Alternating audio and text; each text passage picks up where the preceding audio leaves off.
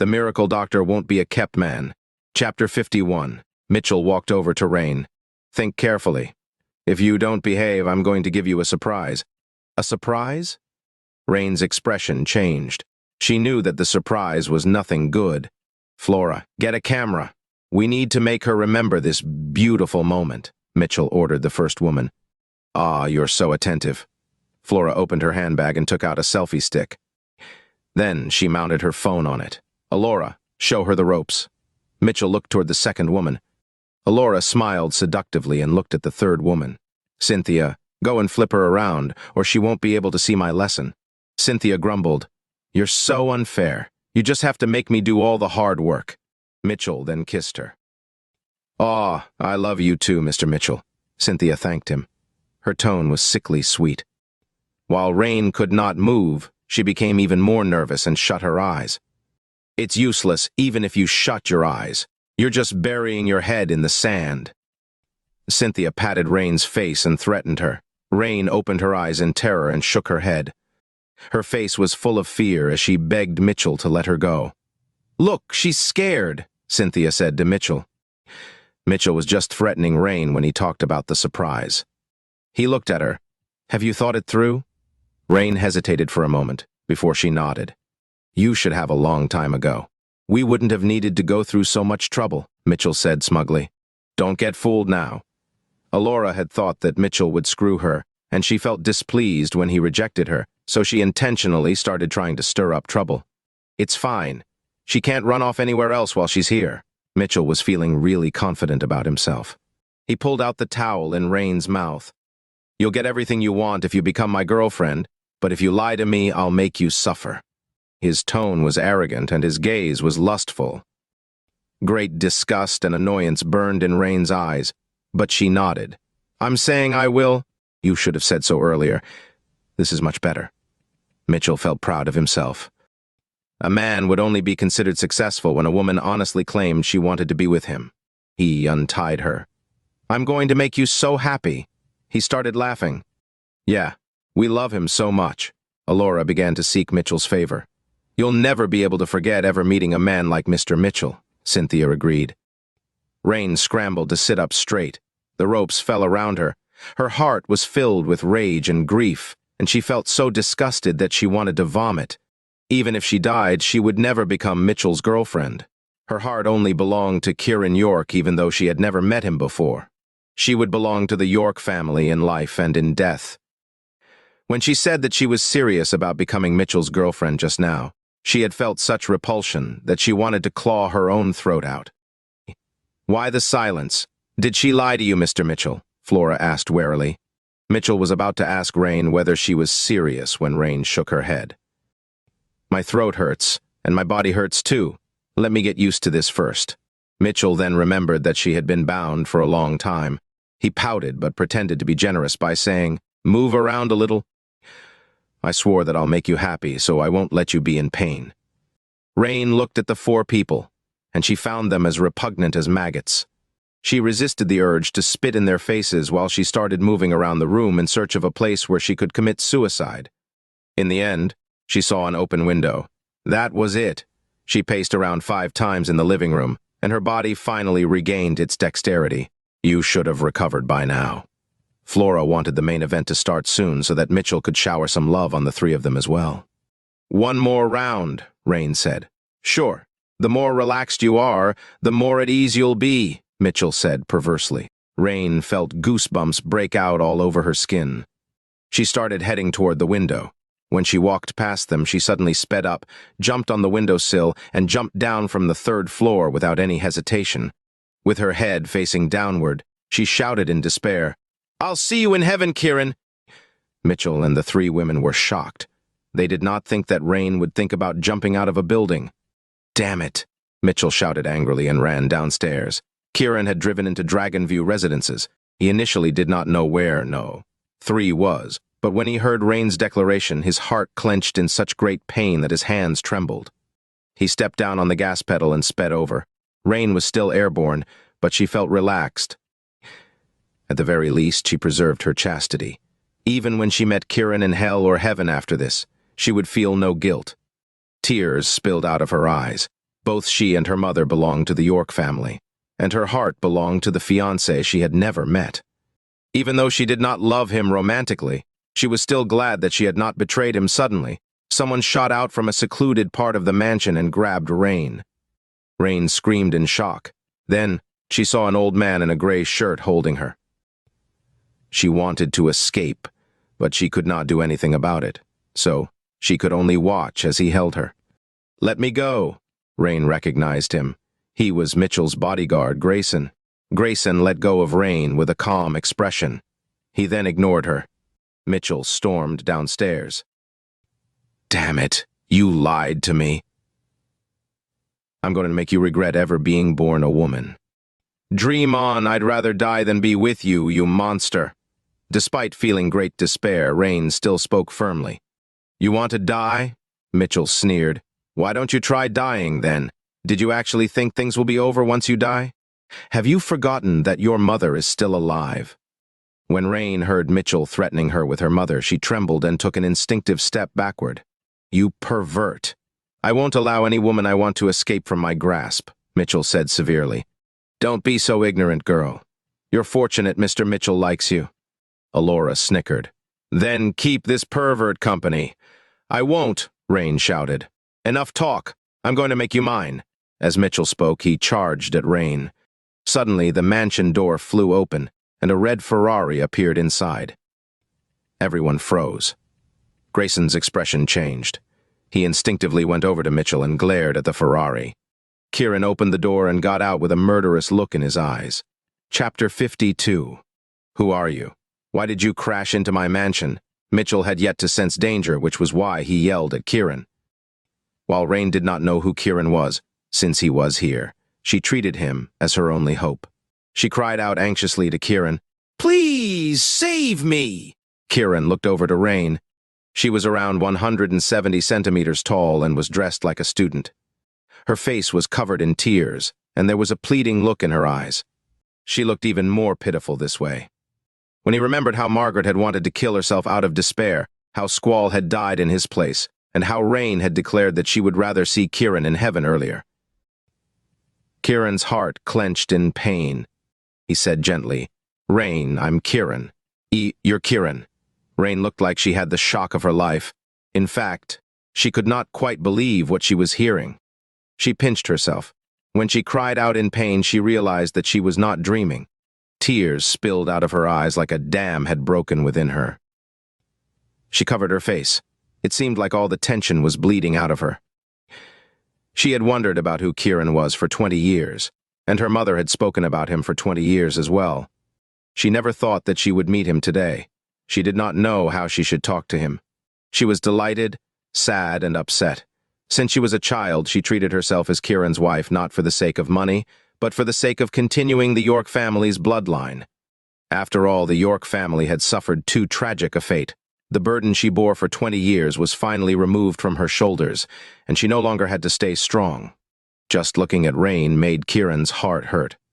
"Are you the one Rain called out to when she jumped off the building?" Alora sneered while glaring at Kiran. Her question broke the silence.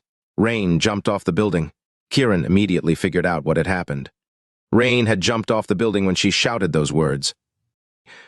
Margaret had intended to hang herself, and Rain wanted to jump off a building. They did it for him. He felt touched by their love for him, but his rage burned even greater as he glared at the people in front of him. "I'm going to kill all of you. You're going to kill us?" Mitchell was not scared. Instead, he snickered. "You're the one dying today, okay?" Alora crossed her arms over her chest and looked at Kiran while she thought. He's handsome and looks much manlier than Mitchell. But disdain soon filled her heart. It's useless, even if he's handsome. Looks are not as practical as money. Alora then said, "Mr. Mitchell, don't you think it would be exciting to toy with Rain right in front of him?" "That's a great suggestion." Cynthia clapped her hands. "I'll record it for you. It'll be a classic." Flora picked up her selfie stick. Only Grayson's expression remained stern. "Kiran, you have to run. Grayson is really strong." Rain got to her feet. She finally pulled herself together and shouted in Kiran's direction. "Too late!" Mitchell sneered smugly. True. Kiran snickered. He did not even look at Grayson and walked straight over to Mitchell. As a good servant, Grayson stood in Kiran's path and said, "You can leave with Rain, young man." "What did you say, Grayson?" Mitchell roared. "Mitchell Quinn must die," Kiran shouted murderously. "You're crossing the line," Grayson shouted at the top of his lungs. Mitchell calmed down because of it. He knew just how strong Grayson was. If he was allowing Kiran to leave with Rain and even shouted at Kiran, then Kiran must be quite strong. He looked at Kiran warily, but Alora did not know about it. She just smiled mockingly. "We're going to make you watch Rain enjoy herself later, boy." Kiran suddenly moved. Grayson moved as well and wanted to stop Kiran. An explosive crash rose in the air. Grayson coughed up blood and crashed on the floor. Then Kiran arrived in front of Mitchell. Mitchell cried out in shock and tried to avoid Kiran, but Kiran had already grabbed his neck. Chapter 53. "Well, what do you want? I'm the third heir of the Quinn family." Mitchell might be scared, but he still threatened Kiran with his family. "Murder!" The three women screamed and wanted to run, but Kiran brought his free hand up and punched the three women. They fell to the floor and could not even make a sound. Mitchell's face went pale, and his legs felt weak. I'm the third son of the Quinn family. You can't kill me, or the Quinn family will hunt you down." Kiran sneered. Just when he wanted to say something, Rain ran over in fear and grabbed Kiran's arm. "Don't kill them, Kiran. That's illegal." At the mention of how it was illegal to kill someone, Kiran's heart ached, and his body burned with rage. More than 100 members of the York family were killed too. Was that not against the law as well? Rain was abducted and was about to be sexually assaulted. Was that not illegal too? The law only applied to normal people. It did not apply to the immorally rich. Rain was so innocent, and Kiran felt great affection for her. When Mitchell saw how scared Rain was, he regained some confidence. "That's right. Murder is illegal. If you kill me, the Quinn family will keep you behind bars forever." "Don't kill him, Kiran," Rain cried as she looked at Kiran pitifully. Kiran was reminded of Margaret's kindness. Then, as he listened to Rain pleading for him to spare Mitchell out of the kindness of her heart, Kiran felt his heart hurt. He let go. After regaining his freedom, Mitchell sneered. What an idiot. He got scared at the thought of going to jail. "Rain, go home first," Kiran said as he caressed Rain's head. "What about you?" Rain was worried that Kiran would still kill Mitchell, so she did not move. "I won't kill him." Kiran would not let such a kind person see bloodshed. Really? Rain did not quite believe him. "I wouldn't lie to you." Kiran smoothed out her messy hair and gave her an affectionate look. Sensing his concern for her, Rain felt touched, and she started crying again. "Then, I trust you. I'll wait for you at home." She then whispered her address into Kiran's ear and ran out of the mansion. As Kiran watched Rain run out, he swore that Rain would be his sister, and he would make sure that no one in Bayville mistreated her. If they dared to, they would have to die. He would make Mitchell serve as an example. Mitchell thought that Kiran was only here to save Rain, so he became even calmer. "She's fine now. I won't hold you accountable for hurting Grayson and crashing into the mansion." Leave. He made himself sound really generous, as if he had forgiven Kiran. Kiran snickered as if he was looking at an idiot. "What was that for?" Mitchell demanded darkly and wanted to intimidate Kiran. "You love sex, don't you?" Kiran asked mockingly. "What are you planning to do?" Mitchell covered his crotch and butt. Kiran nearly laughed. He was not into men. He only said, "I'm just going to let you have your fill of sex." "You will?" Mitchell was first puzzled before he asked in delight, "Are you going to let me have Rain? If you are, name the price. I'll pay you." He was sure that Kiran had let Rain go so that he could negotiate with him. After all, no woman he fancied had ever been able to escape his grasp. Hence, he was confident Kiran was here to negotiate with him. "Let's go in and talk." Kiran then smacked the three women awake, who groaned when they woke up before they looked at Kiran in fear. Let them go in too. Kiran headed further into the mansion. Mitchell thought that he was going in to negotiate with him, so he was not wary of Kiran at all. He looked at the three women. "Come in." The three women had been unconscious just now, but when they heard this, they thought that Kiran was scared, so the fear in their eyes vanished. They looked at Kiran disdainfully again. Chapter 54. When they entered the living room, Mitchell went up to Kiran eagerly. "Will you let me have Rain for $1 million? Kiran said nothing. "What about $5 million? Mitchell increased the offer. Kiran smiled. $10 million! Mitchell gnashed his teeth and spoke. "You don't need to pay me anything." Kiran shook his head. "What should I do then?" Mitchell was curious. "You have to prove to me that you're actually capable of having sex with others," Kiran said. "What? Are you unable to get it up?" Mitchell looked at Kiran in shock and disdain. He was certain that was the case. Why else would he be offering such a beautiful woman as Rain to him? Kiran said nothing. "Prove to me that you can last for 2 hours, then I'll give you Rain." "Oh, really?" Mitchell was elated. Kiran nodded. Mitchell then looked toward Alora. "Do it with me." Alora's legs trembled, but her eyes were filled with delight. No matter what, Mitchell would not sleep with her without offering her something in return. She winked at Mitchell and followed him. Kiran then looked at Flora. "Record it. Make sure it goes on for 2 hours." Flora sought approval from Mitchell, who nodded immediately. "Set up your phone and wait outside." He was filled with endless motivation. If he could prove he was a man by sleeping with Alora, he could get Rain. He was basically going to be able to have what he truly desired while he had fun with his current woman. This was the perfect life. He became even more excited when he thought about how Kiran was impotent. He brought the 2 women into the room. Kiran brought his hand up. In his fist was a handful of powder he crushed from one of the many pills he had on his person. He flung it in Mitchell's direction. Then, Kiran sat in the living room while Mitchell had fun with Alora in the bedroom. Flora and Cynthia felt hot and bothered while they listened to it and wanted to pounce on Kiran. Then, they remembered that Kiran was impotent. After all, he was even offering Rain up. They immediately looked at Kiran with disdain. 2 hours passed. Suddenly, they heard something from the room. "What happened?" Flora cried out as she looked at Cynthia. Cynthia got up. Then, they started running toward the bedroom. Kiran smirked. "I hope you enjoyed dying in the arms of a woman, Mitchell Quinn. Have fun in hell." The bedroom door swung open before Cynthia and Flora reached it. Alora ran out. She was naked and covered in blood. "What happened to you?" Flora and Cynthia asked. "Mr. Mitchell coughed up blood and died." Alora screamed while looking pale. The other 2 women were shocked. What's going on?" Flora asked after a long time had passed. "He took a few pills to make sure he lasted 2 hours. Then..." Alora did not manage to continue. Flora and Cynthia immediately thought of the men who died because they overdosed on Viagra. "Do you still have the recording?" Kiran asked as he went over to them. Flora then remembered that she had been recording the entire thing, so she rushed into the room to turn on the video. Her phone had managed to capture the entire thing clearly, even the number of times Mitchell took Viagra.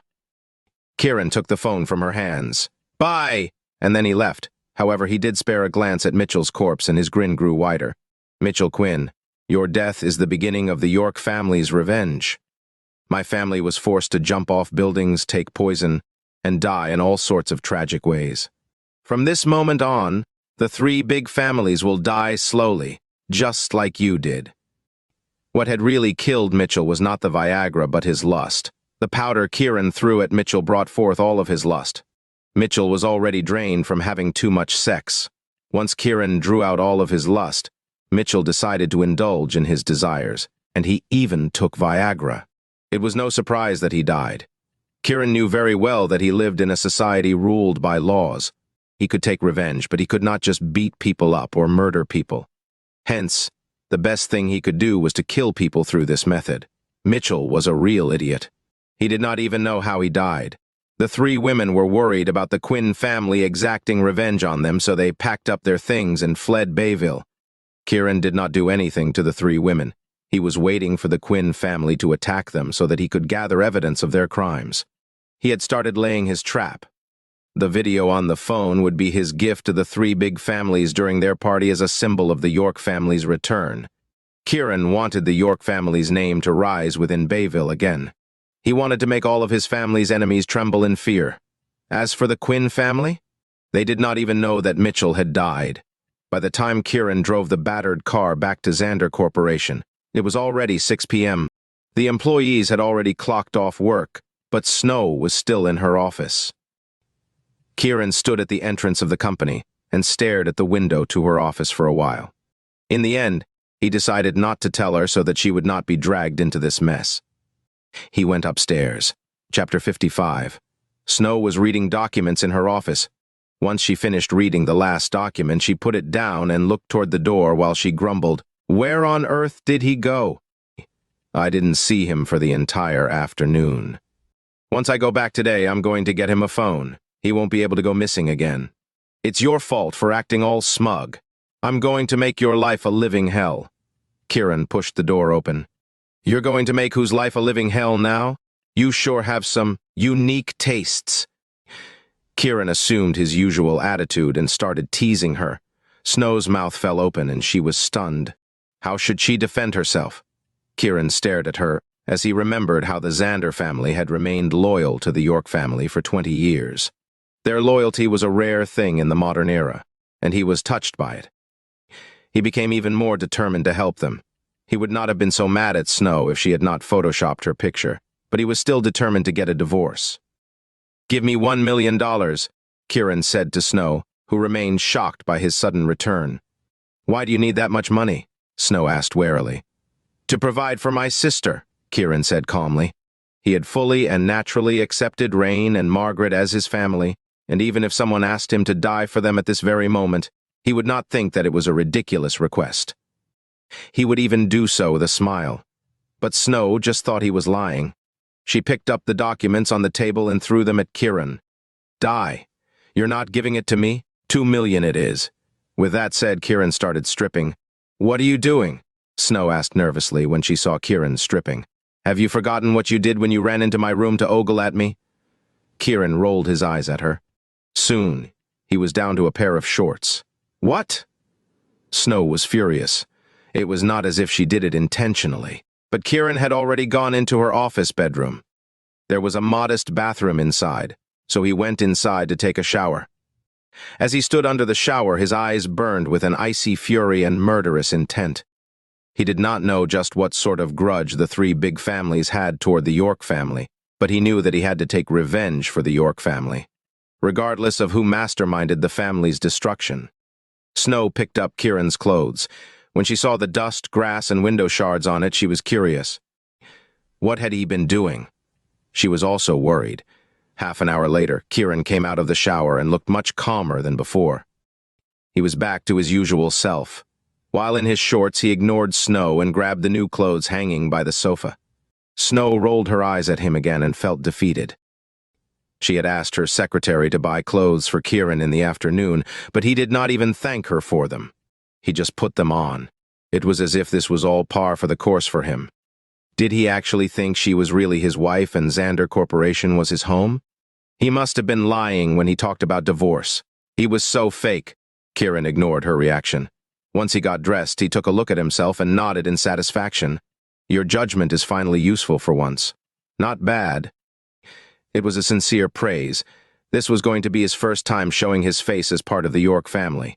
He could not ruin their reputation. Yes, he knew that Snow had prepared the clothes for him to attend the party. "Could you speak properly for once?" Snow huffed. "Have you prepared the $2 million? Kiran asked Snow. Anger burned in Snow's eyes as she glared at Kiran and silently demanded an answer. "Just get ready for the party. You can give me the money tomorrow."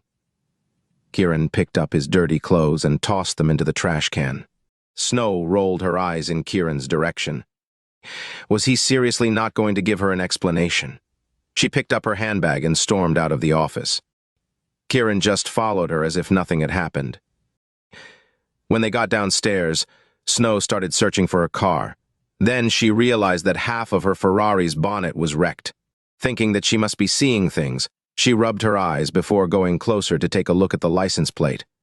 "That's your car. You don't have to look that closely," Kiran said easily. Snow whipped her head around and glared at Kiran. "Where did you go with my car?" She wanted to cry. This was her favorite car. She bought it with the allowance her parents gave her. Whenever she sat in the car, she felt happy because she could feel her parents' love for her. but it was ruined. I went on a date, but I got into an accident, and die. Snow threw a bank card at Kiran and stormed toward the door while she wiped away her tears. Kiran caught the bank card and was surprised. Did she really have to do that for a car? All right, he made up his mind. He was going to give Snow Fabian's $50 million limited edition Ferrari as compensation. Chapter 56. Royal Oasis Hotel was adorned with bright and dazzling lights. It made the hotel look lively and joyful. At the entrance, 8 women dressed in black sheath dresses warmly welcomed the guests. Many men were captivated by them and could not take their eyes off them. The hotel exuded grandeur and extravagance as it hosted a gathering of distinguished guests. Luxury cars lined up one after the other as they pulled into the parking lot. Everyone radiated wealth and pride as they were ready to join the celebration. In 2 decades, Bayville's 3 big families became a source of community pride. They were what was exciting about Bayville and were also its symbols. The past 20 years were a period of glory for the 3 families. Right now, they ran the show in the business industry in Bayville. They were even showing interest in branching out into other areas. They had now become objects of admiration and competition. Everyone was eager to curry favor with them. Today was their 20th anniversary celebration in Bayville, and anyone with a bit of status or influence had come to witness this glorious moment. There were a bunch of young men and women hanging out together outside Royal Oasis Hotel. A slick, limited edition red Ferrari was parked nearby.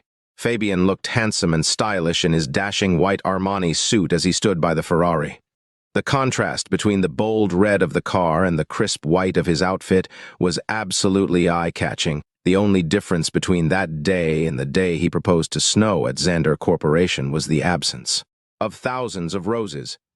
He found himself surrounded by about a dozen individuals who were all eager for his attention. His face was beaming with joy.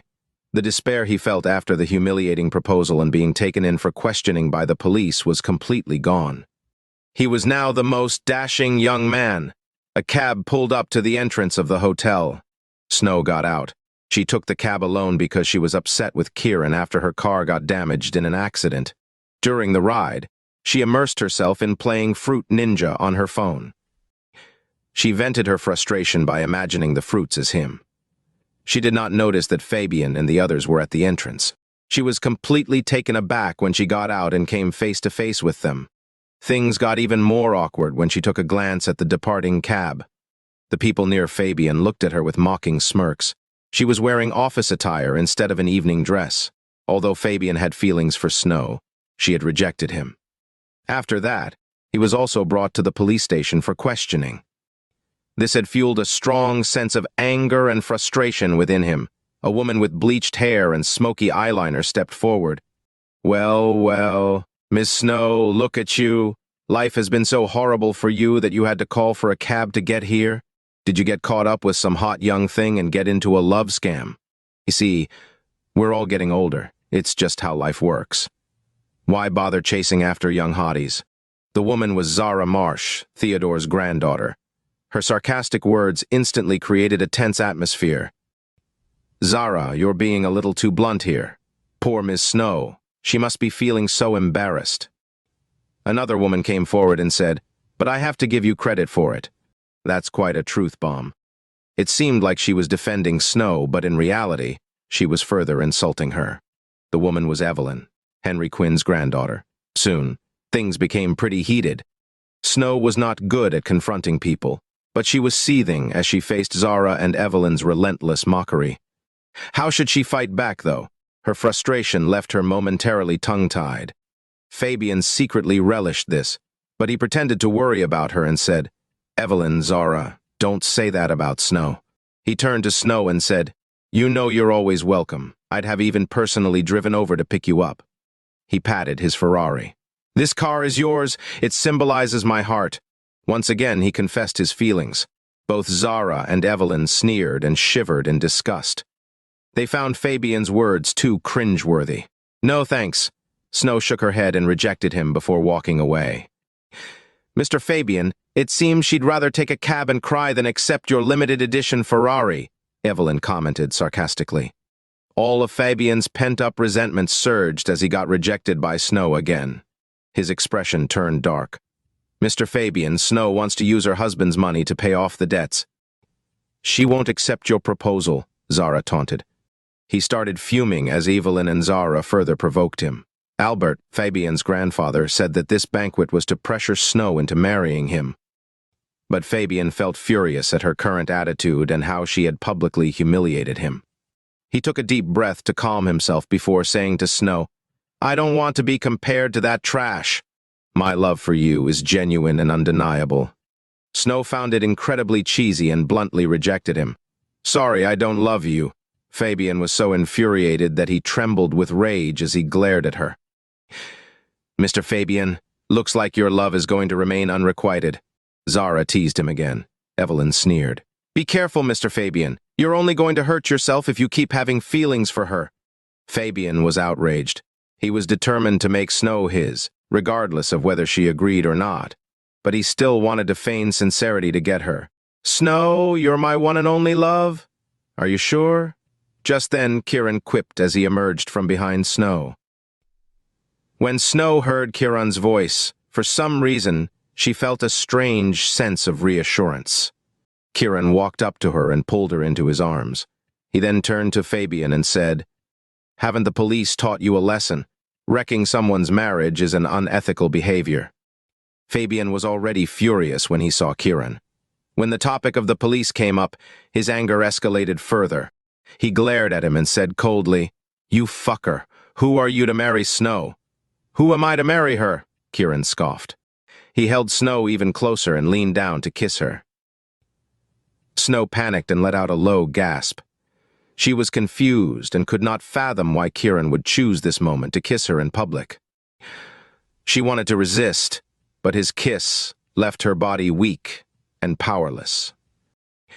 She eventually found herself wrapping her arms around his neck. It was intimate, and she loved it. Kiran was starting to enjoy it, but he knew where to draw the line. He provocatively looked at Fabian. "Because I can kiss her freely, can you?" Fabian gritted his teeth. He was speechless with rage. Zara snorted. She smirked coldly as she looked at Kiran with disdain. "Do you really think you're worthy of marrying Snow? Watch out, you might end up being cheated on." Evelyn, too, sneered at Snow. "If you don't look out for yourself, when the Xander family crumbles, you might find yourself in a tough spot.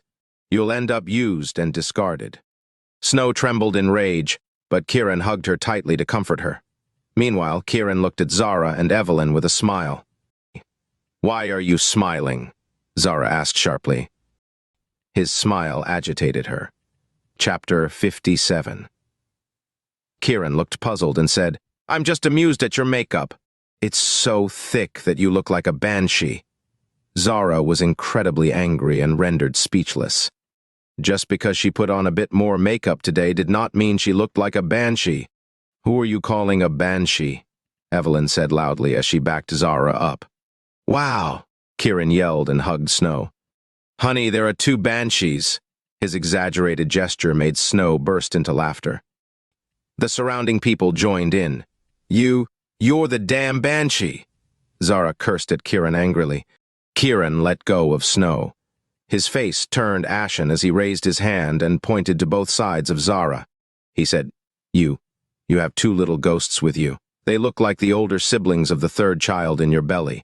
Fabian and the other people took a step back in shock. Zara's face turned pale. She instinctively looked left and right. She was about to say something, but her words caught in her throat. How did Kiran know about her 2 previous abortions? Kiran turned to Evelyn. "Have you been experiencing any trouble with bowel control recently?" He shook his head and looked sympathetic. "Don't you think you've gone too far in your pursuit of fun?" Evelyn shuddered as she turned pale. How did he know about her bowel movement problem? Snow looked puzzled. She did not understand what Kiran was talking about. Kiran wiggled his eyebrows at her. Then he glanced at Zara. "Your boyfriend must be extremely jealous, huh? I mean, after getting cheated on like that." He then looked at Evelyn. "And you have fun playing the role of a whore, huh?" "What the hell are you saying?" Zara and Evelyn said furiously as they realized what he was saying. However, they were clearly flustered and looked uncertain as they glanced at other people. "How about we go prove it?" Kiran's eyes twinkled in excitement, and he looked at Evelyn. "On three. 1, 2, 3. Cover your nose." He raised his hand to cover Snow's nose. Evelyn was about to speak, but she farted. Her face turned pale. "Ew, that's nasty," Kiran deliberately shouted. Evelyn quickly realized the situation. She lifted her gown and turned to flee. Everyone around them covered their noses. It really smelled awful. Many widened their eyes in shock. Evelyn really lived a wild life. However, Kiran left them even more baffled. Was he some kind of supernatural being or a miracle doctor? Kiran let go of Snow's nose with a derisive expression. Evelyn was the one who lived a wild life. She had no one to blame but herself. He had just intentionally dropped a few harsh remarks, and she got so angry she accidentally soiled her clothes. He glanced at Zara. She could not help but quiver in fear. She instinctively took a step back. I've got something to do."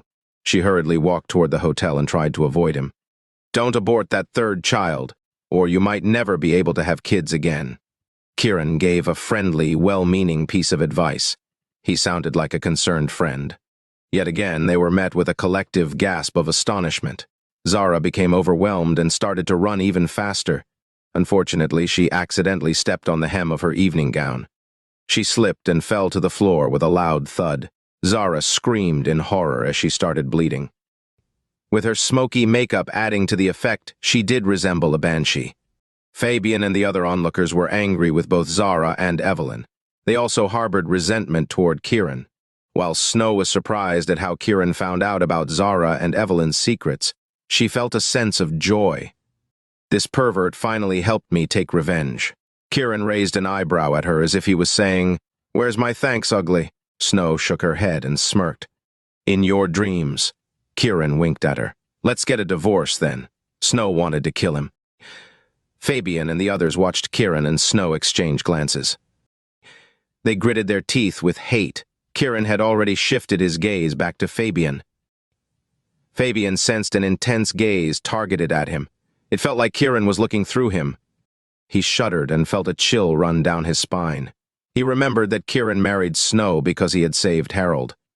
He was able to pinpoint Zara and Evelyn's conditions in just a few words. Was he some kind of medical prodigy? Chapter 58. Kiran looked at Fabian for a few seconds. He shook his head. He looked like he was about to say something, but he held back. He then turned to Snow. "Honey, let's go inside." The way he acted made everyone bewildered. Kiran's silence deepened Fabian's uncertainty. He could not help but step forward and ask, "What do you mean by that?" Kiran shook his head and shrugged. "It's no big deal. I should keep quiet." He seemed torn between wanting to speak and holding back. So he just held Snow and said, "Come on, let's go." At this point, Fabian felt unsettled. He extended his arms and blocked both of them. "Tell me." Kiran looked at him. "What do you want me to say? You won't be able to accept the truth." Fabian's mind was in turmoil. Do I have some sort of illness?" Kiran instinctively nodded, but then quickly shook his head. Fabian panicked. He grabbed Kiran and asked, "What illness do I have?" Well, Kiran evaded his question again. "What is it? Treat me. Just name your price." Fabian started to lose his composure. "Name my price?" Kiran glanced at the Ferrari. Fabian could read the meaning of his gaze, and he knew what to do. He immediately took out the car key and said, "Yes, it's hard to treat." Kiran looked troubled. Fabian hurriedly handed the key to him and said, "Consider this as the medical fee. This won't do. What if someone accuses me of stealing your car?" Kiran tried to return it. "Go handle the paperwork for Mr. Kiran," Fabian promptly instructed his assistant. Kiran pretended to be curious. "But it's late. Don't worry about it," Fabian assured him confidently. "Put the car under Snow's name, then," Kiran said. He had already prepared a bottle of pills in his hand. Fabian became excited when he saw that Kiran was about to treat him. "No problem." His assistant went aside to make a phone call to make the arrangements. "You've been experiencing night sweats and need medication just to be intimate with a woman. And even then, you tend to come in less than 3 minutes."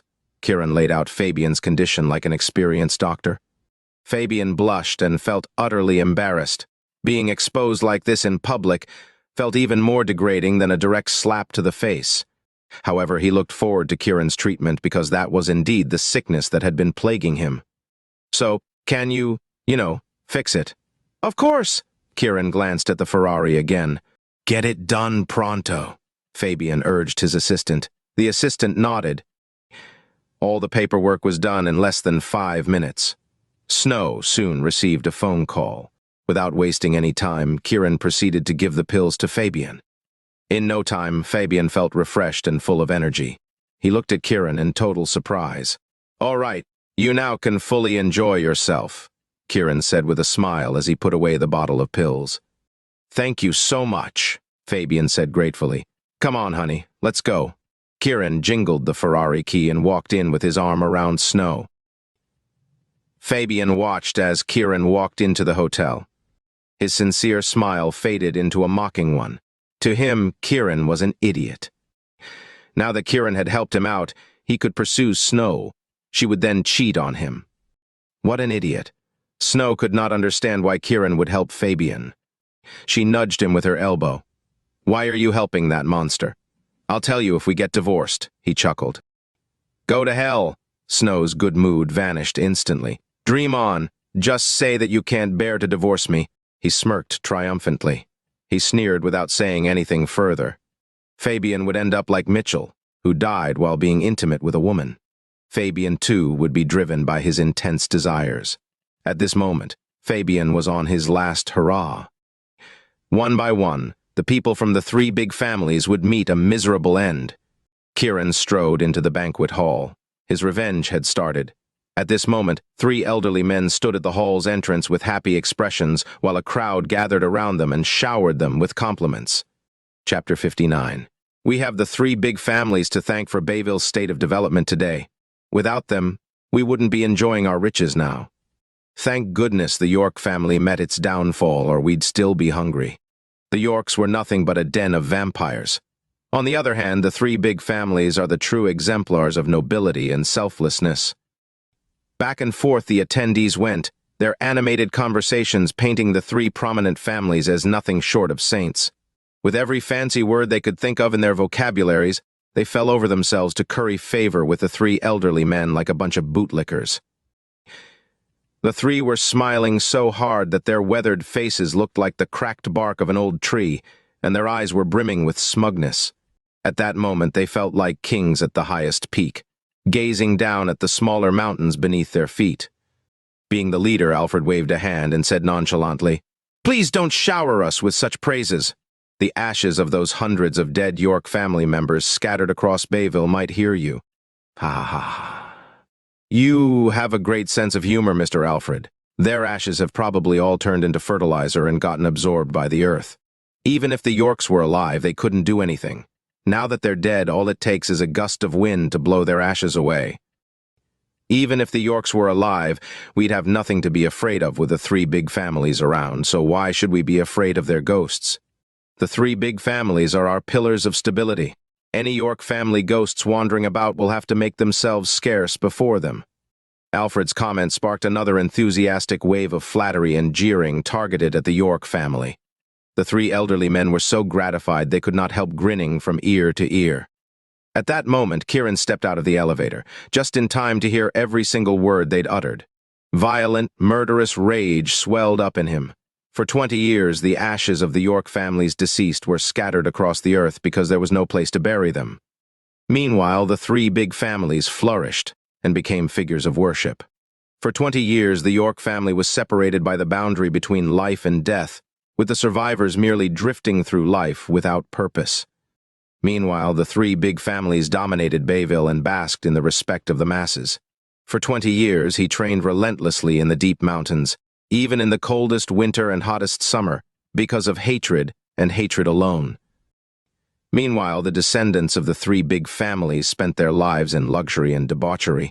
For 20 years, those loyal to the York family endured misery just to preserve whatever was left of the family's bloodline. Meanwhile, the 3 big families saw their numbers grow and businesses thrive.